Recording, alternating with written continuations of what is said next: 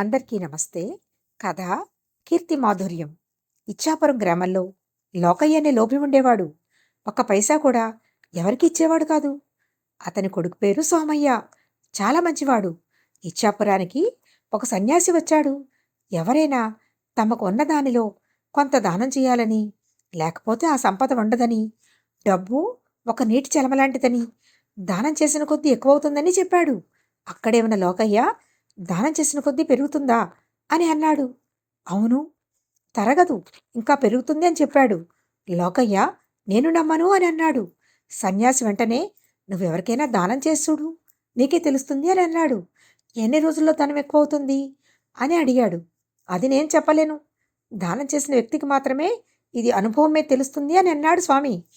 అప్పుడు లోకయ్య, మీ మాట మీద నమ్మకం లేక కాదు, నాకు తక్షణ లాభం కనిపించాలి, అలా జరిగితే నా సంపద తప్పకుండా దానం చేస్తాను అన్నాడు.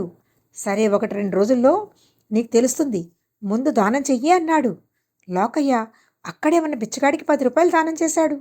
ఇంటికి వెళ్ళగానే అతని కొడుకు, నాన్న 10 రూపాయలు దానం ఇచ్చావట కదా అన్నాడు. అప్పుడే ఈ సంగతి నీకెవరకు చెల్లిందా అని అడిగాడు. గ్రామస్తులు ఇంటికి వచ్చి లోకయ్యని అభినందించారు. లోకయ్య ఇవేం పట్టించుకోవడం లేదు, 10 రూపాయలు ఇచ్చాను, ఇంకా ఎంత లాభం వస్తుంది, ఎన్ని రోజులు పడుతుందనే ఆలోచనలోనే ఉన్నాడు. మన్నాడు సన్యాసిని ప్రశ్నిద్దామని దేవాలయం దగ్గరికి వెళ్తుండగా దారిలో ఒక డబ్బు సంచి దొరికింది.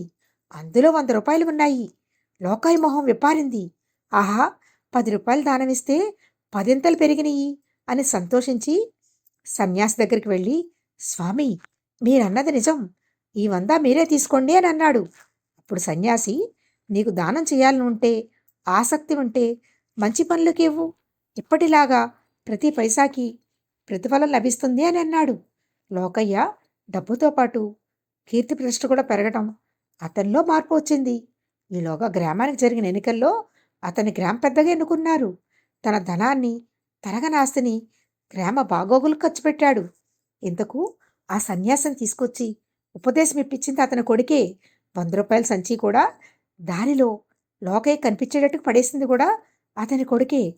తండ్రిలో మార్పు తేవడానికి గ్రామస్తులను లోకయ్య దగ్గరకు సోమయ్యే పంపాడని, అతన్ని పొగిడేలాగా చేశాడని, అందువల్లనే లోకయ్యకు కీర్తిలోని మాధుర్యం తెలిసిందని, దీనికి అంతటికీ కారణం సోమయ్య ఉపాయమేనని గ్రామస్తులకు చాలా రోజుల వరకు తెలియలేదు.